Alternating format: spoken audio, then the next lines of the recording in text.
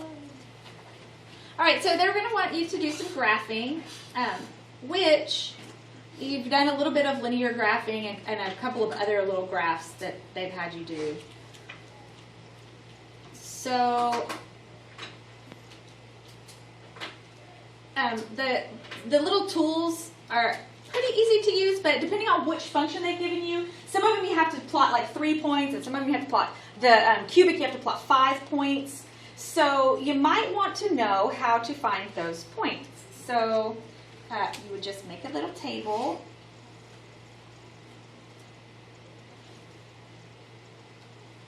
And you just plug the values in. So I'm going to pretend that they're all going to need 5 points, just because it makes it easier.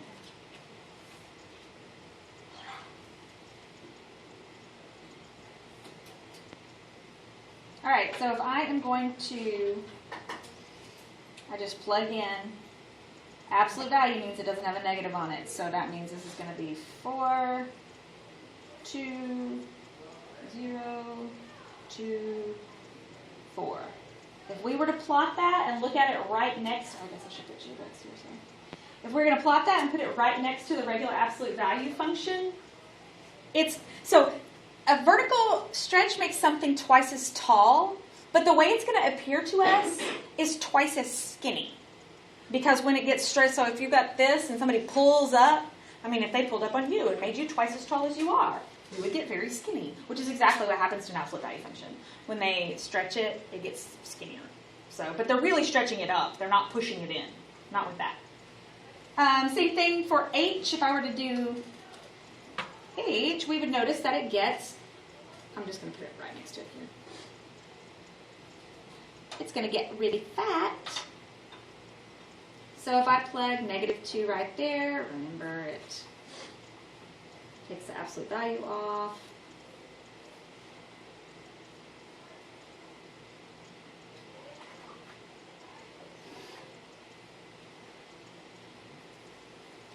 It would get wider.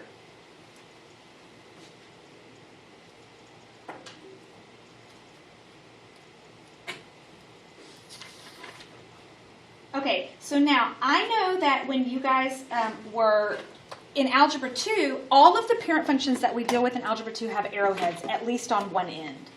And so you can't tell the difference between a vertical stretch and a horizontal compression, because like I just said, a vertical stretch stretches taller, but it makes it look skinnier. Well, a vertical compression, if they push my arms in, that's going to look skinnier also, and you can't tell the difference. So in Algebra 2, we don't deal with horizontal stretches and compressions at all, because you can't tell the difference. So it's just easier to not. But now we've got some parent functions that you can tell the difference. So right this moment, we're not going to deal with any of them, but I want you to see the difference just so you, so that you know what I'm talking about.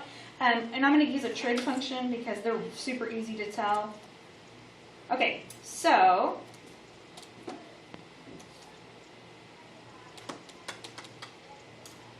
that, hold on, let me zoom trig here. Okay, this is a sine wave. This is the normal parent function sine wave.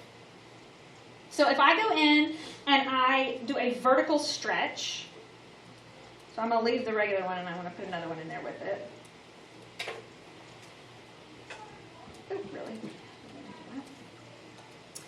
And let me make it fat so you can tell which one's which. All right, so now the regular sine wave is going to be the normal line, and the bold line is going to be the vertical stretch.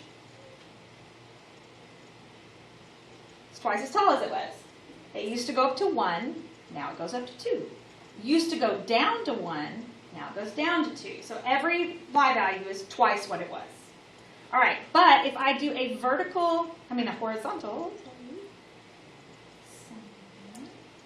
let's see if I want to do a compression.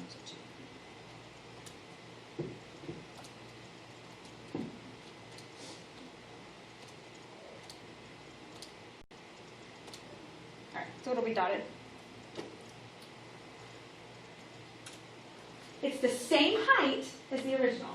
So see, the original went up to 1. This one only goes up to 1.